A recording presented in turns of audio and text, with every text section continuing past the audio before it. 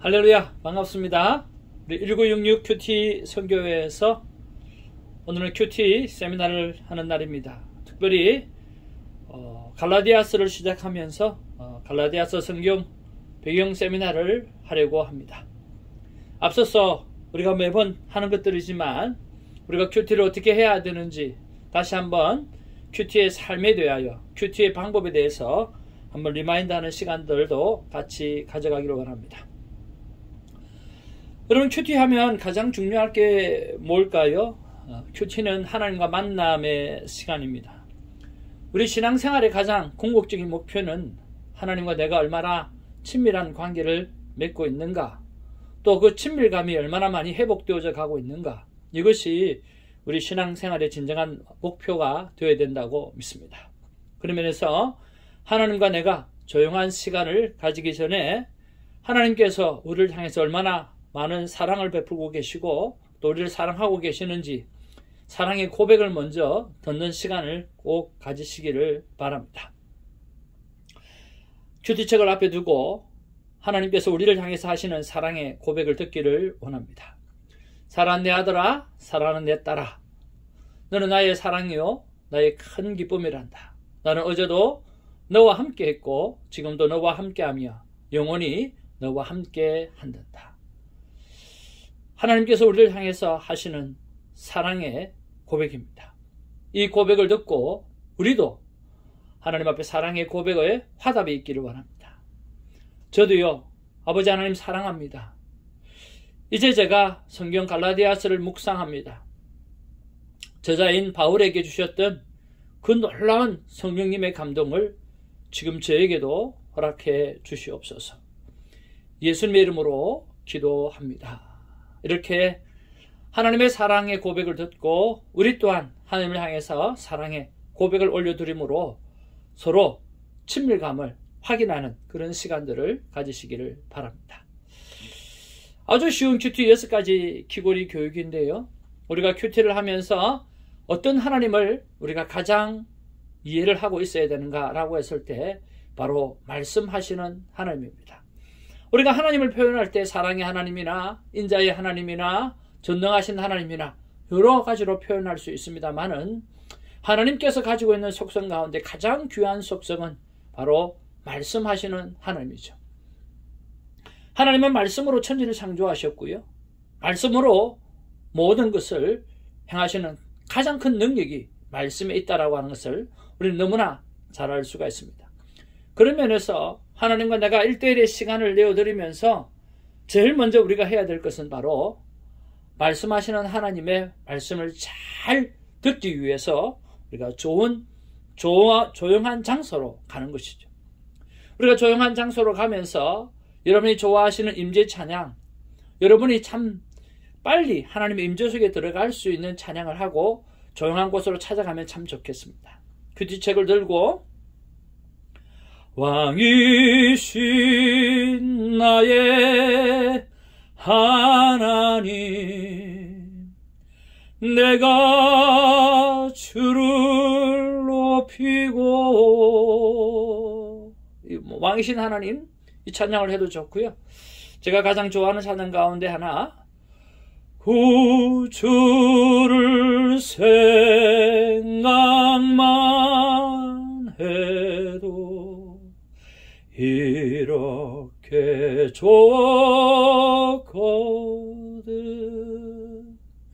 주 얼굴 배울 때야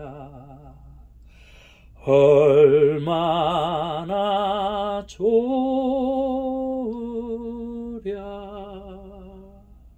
이렇게 임재 찬양을 하면서 조용한 곳으로 여러분 가시기를 바랍니다. 그리고 큐티책을 펴고 제일 먼저 하나님 앞에 기도해야 되겠죠. 여러분, 기도할 때 누구에게 기도해야 됩니까? 성경의 저자이신 성령 하나님께 꼭 기도해야 됩니다. 우리 예수님께서 성천하에 올라가실 때 내가 보혜사 성령을 너에게 보내리니 그가 나를 정복케 하리라, 그렇게 말씀해 주셨습니다. 성령 하나님이 하시는 일은 바로 예수 그리스도가 오늘 우리의 구원자 되시는 메시아라고 하는 것을 정확하게 알게 하고 깨닫게 하시는 분이시기 때문에 그렇습니다. 그래서 성경은 성령의 감동으로 지어졌고, 그리고 우리가 성경을 보게 되어질 때 예수님이 그리스도요 구원의 하나님이라고 하는 것을 우리가 너무나 잘 알고 있지 않습니까? 그런 면에서 성경의 저자이신 성령 하나님께 꼭 기도하는 그런 시간이 있기를 바랍니다. 자, 그렇게 하고 난 다음에 우리는 성경을 읽어야 되는데, 여러분, 성경은 하나님의 말씀입니까? 하나님 말씀 아닙니까? 성경은 하나님의 말씀이죠. 하나님의 말씀은 듣는 것입니까? 아니면 읽는 것입니까? 여러분, 하나님이 말씀하시면 들어야 되지 않습니까? 그래서 성경은 읽는 책이 아니라 듣는 책입니다. 하나님께서 말씀하시는 것을 우리가 잘 들어야 되죠.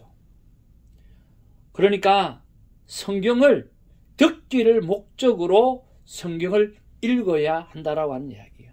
하나님께서 나에게 뭐라고 말씀하시는가? 오늘 읽으시면서 듣기를 목적으로 해서 읽을 때에 오늘 살아서 역사하시는 말씀으로 우리에게 다가올 수 있다라고 하는 거죠.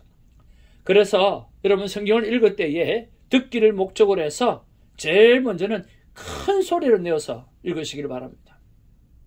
우리가 아침에 우리가 큐티를 할 때도 많고요. 그리고 조용한 시간, 조용한 장소를 찾아서 하다 보니까 우리의 마음이나 모든 것들이 캄다운 될 때가 참 많이 있거든요. 그래서 이런 부분들에 있어서 성령이 역사하실 수 있도록 또 우리가 잠도 깨고 또 확실히 정신도 깨고 할 수 있으려고 하면 큰 소리를 내어서 성경 본문을 읽는 것이 참 중요합니다. 여러분, 그냥 중요한 게 아니라 아주 중요합니다. 그래서 큰 소리를 내어서 본문을 또박또박 읽고 그리고 본문 이해를 목적으로 그렇게 읽어 내려가시면 참 좋겠습니다. 그리고 그 본문을 두 번째 읽을 때는요, 여러분의 마음에 와닿는 말씀을 밑줄을 그으면서 읽으시길 바랍니다. 그것이 하나가 될 수도 있고 오늘 3개, 4개도 될 수 있을 것이에요. 우리의 마음에 와닿는 말씀을 밑줄을 그으면서 때로는 형광펜으로 우리가 색칠을 하면서 읽어가시면 좋겠습니다. 세 번째는요, 그렇게 밑줄을 긋거나 형광펜으로 표시를 했던 그 부분들 중에서 가장 마음에 와닿는, 가장 나의 마음을 터치하는 한 절을 찾는 거죠. 그것이 바로 한 절 묵상 말씀이에요. 목사님, 왜 한 절 묵상 말씀, 왜 한 절이어야 됩니까? 예, 우리가 2개, 3개, 4개도 찾을 수 있어요. 마음에 와닿는 게. 그렇지만 그것을 다 하루 종일 묵상하기가 쉽지가 않다라고 하는 거예요.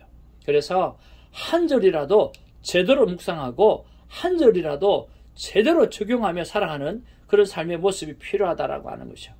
그런 면에서 우리가 주일날 목사님의 준비된 설교 말씀을 다 들어도 우리가 마음에 남는 것을 다 할 수가 없어요. 그 안에 정말 마음에 와닿는 것 하나만이라도 제대로 적용할 만한 말씀을 찾는다고 하면 성공적인 그런 설교라고 생각이 들어집니다. 그래서 한 절 묵상 말씀을 꼭 찾으셔서 오늘 묵상을 하시기를 바랍니다. 여러분, 그럼 묵상을 하려고 하면 제일 먼저 해야 될 게 뭘까요? 예, 바로 묵상 질문입니다. 무엇이든지 하나님 앞에 여쭤보아야 됩니다. 왜 이 말씀이 나에게 와닿았습니까?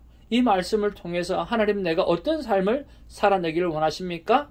또 이 말씀을 통해서 하나님께서 나에게 하시고자 하시는 말씀은 무엇입니까? 또 이 말씀을 통해서 하나님, 나에게 어떤 위로를 해주시기를 원합니까? 어떤 계획을 보내주시기를 원합니까? 라고 이야기할 수 있는 거죠. 그래서 여러분, 깊은 묵상에 들어가려고 하면 묵상 질문을 잘 해야 합니다. 그래서 묵상 질문을 하면서 묵상의 시간을 가져보시길 바랍니다. 그렇게 묵상의 시간을 가지다 보면 하나님 앞에 여쭤보기도 하고 또 하나님의 음성을 듣기도 하고 하나님이 나에게 주신 마음이 뭔지도 알아보기도 하고, 그렇게 주거니 받거니 하다가 보면 하나님께서 나에게 어떤 삶을 살기를 원하시는 건지 조용히 말씀하실 때가 있는 거죠. 그것을 통해서 오늘 순종하고 적용하는 삶을 살아가기를 원하는 것입니다. 순종에는요, 오늘 3가지 P가 있습니다. 하나는 practical, 구체적으로 순종하는 거고요. 둘째는 personal, 남에게 이야기하는 것이 아니라 내가 적용해야 될 부분이기 때문에 개인적이어야 되고요. 그리고 파습을 오늘 실천 가능한 것이 되어야 한다는 것이죠. 이렇게 순종을 잘 감당하다 보면 나중에는 어떤 일이 생기느냐 하면 성령의 9가지 열매를 가지고 내 삶을 다시 한번 돌아보고 점검하게 되는 일이 있어요. 하나님 앞에서 내가 어떻게 살았는지, 또 이웃 앞에서 어떻게 살았는지, 그리고 내 안에서 어떤 순종의 삶을 살았는지 성령의 9가지의 열매를 점검해 보면서 성령의 사람으로 자라가기를 주님의 이름으로 축복을 드립니다. 그리고 난 다음에 큐티가 거기서 끝난 게 아니라 큐티의 완성은 나눔이며 나눔방의 참여입니다. 그래서 큐티 시간을 못 가지신 분은 더욱더 나눔방에 참여해 주셔서 오늘 다른 분들이 큐티한 것을 쭉 들으시면서 순종하며 살았던 것을 쭉 들으시면서 아, 이분은 이 말씀을 가지고 이렇게 은혜를 받았고 이렇게 삶을 사셨구나. 그리고 나는 이번 주간에는 하지 못했는데 이분들의 이야기를 들어보니까 다시 내가 이번 한 주간에는 큐티의 삶을 시작할 수 있겠다라고 하는 그런 생각들, 그런 도전들을 다시 한번 받을 수 있기 때문에 큐티 시간을 혹 못 가지신 분이 계시다고 하면 큐티 나눔방은 꼭 참여해 주기를 간절히 권면을 합니다. 그래서 큐티의 완성은 나눔이며 나눔방의 참여라고 하는 것을 다시 한번 알려드립니다. 이렇게 6가지의 키고를 가지고 여러분의 하나님 앞에서 1대1의 경건한 시간들, 하나님과 만남의 시간들을 가지셔서 친밀감이 회복되어지는 그런 놀라운 일이 있기를 주님의 이름으로 축복을 드립니다. 자, 이제 우리가 갈라디아서가 시작이 되어졌습니다. 생명의 삶 큐티 책을 보면 이제 갈라디아서가 시작되어지는데 우리가 저자는 사도 바울이죠. 그리고 오늘 본문에 오늘 스크린에 우리가 보게 되어지면 갈라디아라고 하는 것에 빨간색을 칠해놨는데요. 보면 이렇게 안디옥에는 점이 찍혀 있고 더베도 점이 찍혀 있고 그렇죠. 드로아, 아소, 미들레네 이런 거 다 점이 찍혀 있죠. 이건 도시를 이야기하는 거예요. 그런데 부르기아나 마게도니아나 오늘 갈라디아나 이런 것들을 보면 점을 찍혀 있지 않아요. 그래서 이 갈라디아는 한 도시를 이야기하는 것이 아니라 그 주변에 있는 그 지역을 이름을 이야기를 하는 거예요. 그래서 그 지역 안에 안디옥이 있고 더베가 있고 또 안디옥도 있고 드로아도 있고 그렇다라고 하는 거죠. 그래서 아 그렇구나, 지역 이름이 아니고 오늘 도시 이름이 아니라 그 전체를 이야기를 하는구나, 그렇게 이해하시면 되겠고요. 바울은 이 1차 전도 여행 때에 갈라디아 지역에 복음을 전했고 또 하나님의 교회를 이렇게 세웠던 것을 알 수가 있습니다. 그래서 갈라디아서는요 오늘 사도 바울이 제일 먼저 전했던 복음서라고 우리가 이해를 하면 되겠습니다. 그러면 이 갈라디아서의 배경은 어떤 배경이냐라고 하는 거죠. 갈라디아는 어느 특정한 도시나 장소가 아니라 사도 바울의 1차 선교 여행에서 소아시아 지역에서 속한 어떠한 지역을 말합니다. 따라서 특정 교회에게 쓰여진 다른 서신과는 좀 차이가 있는 것을 보게 되어지죠. 그래서 사도행전과의 연계성을 볼 때에 갈라디아서는 사도 바울의 서신 중에 가장 먼저 쓰여진 것으로 판단이 됩니다. 이곳 교회들은요 유대주의자들로 불리는 교사들로 말미암아 거짓 가르침, 우리 본문에 보면 다른 복음이라 그렇게 표현을 하지요. 그렇게 거짓 가르침을 전파함으로 아주 신앙이 흔들리는 그런 상황 가운데 있었습니다. 사도 바울이 그런 모습을 보고 정말 속상한 마음을 가지고 오늘 그들에게 진정한 복음이 무엇인지 가르쳐주는 내용이 바로 갈라디아서이죠. 그런 면에서 그 순수한 신앙을 흔들고 있는 유대주의자들은 누구인가라고 하는 거예요. 일반 유대인들과는 다르게 누구든지 그리스도인이 되려고 하면 바리새인들처럼 율법을 지키거나 유대인이 되어야 한다고 주장하는 사람들이에요. 그들은 이스라엘 율법에 온전히 헌신하는 것이 그리스도에게 회심했다라고 하는 최고의 표시라고 주장하면서 기독교인들이 자신의 그룹에 들어오기를 목적으로 삼았던 사람이에요. 그러니까 종합해서 말하면 기독교를 그리스도에다가 모세주의라고 하는 율법을 플러스 시키는 거죠. 그래서 그리스도 플러스 모세주의라고 하는 종교적 체계로 말하는 거예요. 사도 바울이 전한 복음은 구원은 오직 예수 그리스도를 믿는 믿음 하나인데 거기에다가 율법이라고 하는 것을 덧씌워서 유대주의자로 만들려고 하는 다른 복음, 거짓된 복음이 오늘 그렇게 팽배했다라고 하는 거예요. 그러면 그 유대주의자들이 바울이 순수한 복음을 전했던 거기에다가 요구한 것이 무엇인가라고 하는 거죠. 바로 할례입니다. 여러분, 할례는 잘 알다시피 남자의 포피를 절제하는 의식이에요. 하나님과 아브라함이 맺은 백성됨의 언약이죠. 선민 사삭을 인식하게 하는 거죠. 또 하나는 의식법입니다. 갈라디아서 4장 10절에 보면 너희가 날과 달과 절기와 해를 삼가 지키니 라고 했습니다. 그러니까 유대인들이 지키는 종교적 절기나 날짜에 관한 규칙들에 대해서 이야기하는 거예요. 안식일을 이야기하고 있고 유월절을 이야기하고 있고 초막절을 이야기하고 있고 세 달 축제 등을 그런 것들을 이야기하고 있다라고 하는 거예요. 이방인들을 보고 이것을 다 지키라고 이야기한다니까 이방인들이 예수를 그리스도로 받아들이기가 얼마나 힘들겠습니까? 바울은 이러한 할례 의식들, 의식법을 지키는 것은 복음의 본질에서 벗어난 행위라고 말했습니다. 구원을 이루는 데 있어서 조건은 오직 예수 그리스도를 믿는 믿음, 그것 하나만 가능하다라고 하는 거죠. 그 어떤 것이라도 오늘 예수 플러스 무언가가 필요하지 않다라고 이야기를 하는 거죠. 그래서 이런 부분들에 있어서 자꾸만 문제가 되다 보니까 오늘 바나바와 바울이 예루살렘으로 올라와서 오늘 베드로와 또 초대교회 지도자였던 야고보와 다른 사도를 만나서 이런 문제에 대해서 회의를 하게 되었습니다. 그게 바로 예루살렘 회의였어요. 사도행전 15장의 기록에 보면 주로 이방 신자들이 유대교 율법을 따라야 하는 하는지에 대해서 논의를 한 거예요. 그래서 참석자는 베드로, 야고보, 바울, 바나바와 같은 중요한 초대교회 사도들이 참석을 했습니다. 그래서 결정을 한 것은요, 이방인에게는 할례를 요구하지 않는 것이 좋겠다라고 결정한 거고요. 두 번째는 그럼에도 불구하고 몇 가지 기본적인 율법은 준수하도록 하자라고 했는데 그것이 뭐냐고 하면 유대인 그리스도인과 또 이방 그리스도인들이 함께 교제할 수 있는 그런 것들을 만들기 위해서 오늘 첫 번째 우상에게 바친 음식 그것은 먹지 말자. 그리고 피는 생명을 말하는 것이기 때문에 피를 먹지 말자. 그리고 세 번째로 목매어 죽인 짐승 고기를 먹지 말자. 그리고 음란을 피하자라고 하는 거죠. 이 네 가지는 정말 기본적인 인간이 지켜야 될 도리이기 때문에 이런 것들을 우리가 지키고 그리고 할례나 또 의식법이나 이런 것들은 지키지 않아도 된다라고 이야기를 하고 도장을 꽝꽝꽝 찍었던 내용입니다. 그래서 사도 바울이 이 예루살렘 회의의 결정이 된 것을 너무나 귀하게 생각을 했고요.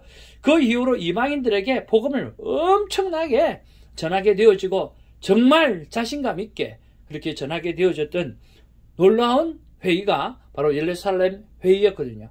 그냥 말만 하는 것하고 뭔가 회의에서 결정을 내려서 도장을 탕탕탕 찍은 것하고는 차이가 많이 나죠. 그래서 이방인에게 복음이 전해졌고 오늘날 우리에게까지도 복음이 전달되어지는 놀라운 일이 이 예루살렘 회의를 통해서 일어났다는 거 여러분 함께 기억하시면 좋겠습니다. 자, 그런 면에서 유대주의를 배척했던 이유가 뭐냐라고 하는 거죠. 사도 바울이 율법에 대한 부유함을 논한다고 해서 율법의 조문이나 도덕적 규칙의 선한 기능 자체를 부정한 것은 아니에요. 오직 예수 그리스도만으로 충분함을 인정하지 않고 다른 것을 더하여 기독교를 변질시키기 때문에 율법주의를 배척한 것뿐이죠. 갈라디아서의 문제는 초대교회가 초창기에 겪어야 했던 바로 문제였던 것이죠. 교회에 이방인들이 많아지면서 이방인들과 율법과의 관계는 피할 수 없는 것이 되어져 버렸다라고 하는 거죠. 자, 이런 배경을 가지고 있는 갈라디아서의 각 장별로 어떤 부분에 대해서 우리가 묵상을 해야 될지, 갈라디아서 큐티를 할 때 묵상 포인트는 뭔지 한번 살펴보기를 원합니다. 큰 주제는 세 가지입니다. 율법이냐, 복음이냐. 복음이죠. 자유냐, 은혜냐. 그리고 은혜죠. 그리고 성령의 인도하심입니다. 그래서 말로 갈라디아서 1장에 보면 복음의 순수성에 대해서 말씀하고 있거든요. 그래서 묵상 질문은 나는 삶 속에서 복음의 순수성을 지니고 있는가? 다른 가치관이나 교훈들이 복음을 흐리게 하고 있지는 않는가? 한번 여쭤보면서 묵상해 볼 수가 있고요. 두 번째로 믿음으로 의롭게 된다라고 하는 거죠. 갈라디아서 2장의 주된 내용이에요. 묵상 포인트는요. 바울은 율법이 아닌 믿음으로 의롭게 된다라고 하는 이신칭의, 믿음으로 말미암아 칭함을 받는다, 의롭게 칭함을 받는다라고 하는 이야기죠. 그 원리를 설명하고 있거든요. 그래서 묵상 질문은요. 나는 행위나 노력으로 하나님께 나아가려고 하는 모습이 있는가? 혹은 믿음 안에서 자유함을 경험하려고 하면 나는 어떻게 해야 되는가? 그런 것들을 묵상 질문하면서 하나님 앞에 조용한 시간을 갖는 것이 귀하다라고 하는 겁니다. 세 번째는요. 갈라디아서 3장, 4장의 주된 내용인데요. 성령과 육체의 갈등이에요. 묵상 포인트는요. 성령으로 시작한 신앙생활을 율법으로 완성하려는 유혹을 경계하며 성령 안에서 자유를 누릴 것을 강조하고 있어요. 그런 면에서 이런 묵상 질문을 해볼 수가 있겠죠. 나는 성령의 인도하심을 따라 살고 있는가? 아니면 나의 힘과 노력으로 신앙생활을 하려고 하고 있지는 않는가라고 하는 거죠. 그런 면에서 성령의 아름다운 인도함을 받는 우리가 되기를 바랍니다. 네 번째로 갈라디아서 5장의 내용의 핵심 내용인데요.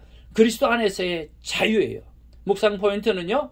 바울은 그리스도께서 주신 자유를 남용하지 말고 사랑으로 서로 섬길 것을 권고합니다.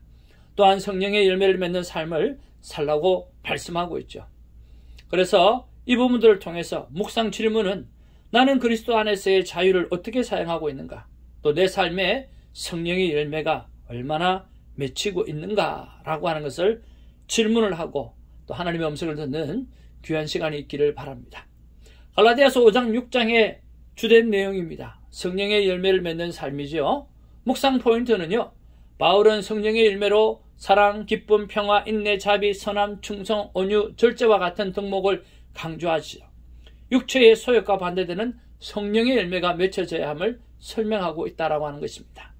그런 면에서 우리가 이런 묵상 질문을 할 수가 있습니다. 나는 성령의 열매가 내 삶 속에 드러나고 있는가? 혹은 나의 삶 속에서 육체의 소욕과 갈등하고 있는 부분들은 무엇이 있는가? 이런 것들을 묵상하면서 하나님의 귀한 음성을 듣는 우리가 되기를 바랍니다. 마지막 갈라디아서 6장의 내용입니다. 서로 짐을 지라고 하는 부분이죠. 묵상 포인트는요. 바울은 형제자매의 짐을 함께 나누는 공동체적 책임을 강조하고요. 서로를 돌보는 사랑을 실천할 것을 권면하고 있다라고 하는 거예요. 묵상 질문은 나는 주변 사람들의 짐을 나누는데 얼마나 많은 관심을 가지고 있는가? 혹은 함께 신앙생활을 하며 서로의 필요를 살피고 있는가? 하는 것들을 돌이켜보면서 우리의 삶의 모습들을 하나씩 둘씩 점검해 가기를 바라는 것입니다. 오늘 마지막으로 하나님께서 이 갈라디아서를 통해서 주시는 하나님의 음성이 뭘까 생각해 보았을 때 저는 그렇게 생각해 보았습니다. 내 사랑하는 큐티인들아, 바른 복음 안에서 성령의 9가지 열매를 맺는 생명의 말과 행동을 하면서 살아라 라고 하는 거예요. 다른 복음이 아니라 올바른 복음 안에서 성령의 9가지의 열매를 맺는 생명의 말과 행동을 하면서 살아가라고 하나님께서 갈라디아서를 주신 줄로 믿습니다. 사랑하는 성도 여러분, 주선교회 성도 여러분, 그리고 청취자 여러분, 이 말씀을 통해서 갈라디아서를 통해서 오늘 바른 복음으로 성령의 열매를 맺는 복된 인생으로 살아가시기를 주님의 이름으로 축복을 드립니다. 할렐루야.